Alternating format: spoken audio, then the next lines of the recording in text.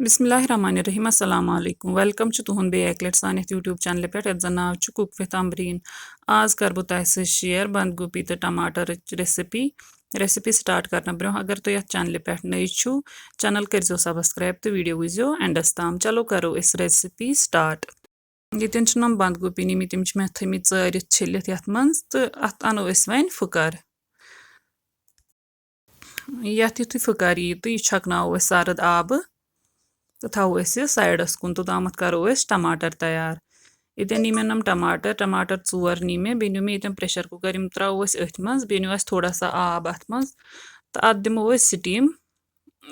अख जो बे त्रो ये नून चमच अख त्रो स्टीमो पत कोर चेक यमिस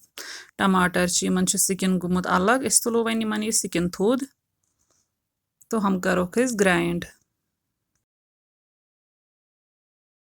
ये नु मे हैंड ब्लेंडर करो ये अमी सत ब्लेंड तो यह कर तोताम ब्लेंड योताम स्मूथ पेस्ट हूँ बन टमेटो पेस्ट ये रेडी गुमुत वन यपर तील थोड़ा सठा नुन ताकि टमाटर इन लगान तील सठा तील युथु गर्म गि तो अत मज त्रो गार्लिक पेस्ट चमच अख तो करो ये फ्राई गार्लिक पेस्ट युथु फ्राई गि अत मज त्रो थोड़ा सा आब करो ये तोतान फ्राई योताम आब गि बिल्कुल ड्राई तो अम पत त्रो अत मज टमाटर पेस्ट ऐड कर त्रो अत मज नून चमच अख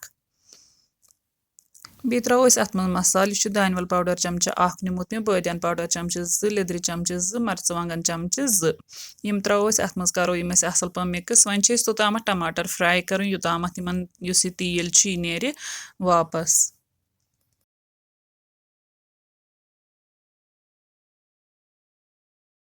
टमाटर ये फ्राई गमित असल पा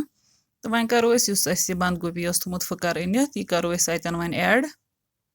बंद गोभी ऐड कर करो ये असल पा मिक्स तो थो अत वन पत ढकन पे ताकि अत नेर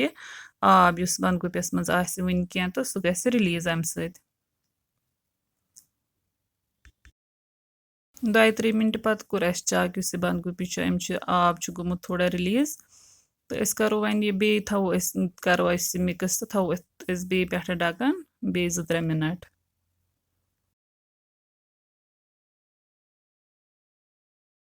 बंद गोभी ये फ्राई गुमुत अत आयल गुमुत सेपरेट वन त्रो अत मज आब बिल्कुल कम कर यूज ज्यादा आब अतन यूज कर त्रो लगभग आब कप ओड अतन तो थो अत वन पे लिड सत बंद तो दिमो अत 2 to 3 स्टीम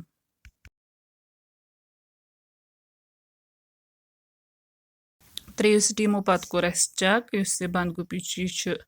सॉफ्ट गुमुत वन करो ये थोड़ा मिक्स बे मे थमित नील मर्चवांगन 2-3 बे थमस मे दानवल फ्रेश दानवल यह करो अत मज ऐड तो थो अत बे वन ठांड पे बंद तो थो ये हाई फ्लेमस पे कम सी टाइमस लगभग 2-3 मिनट ताम 2-3 मिनट पत कोर चेक इस सन अजिच सिंपल रेसिपी बिल्कुल रेडी गम तह अगर सन अजिच रेसिपी पसंद आम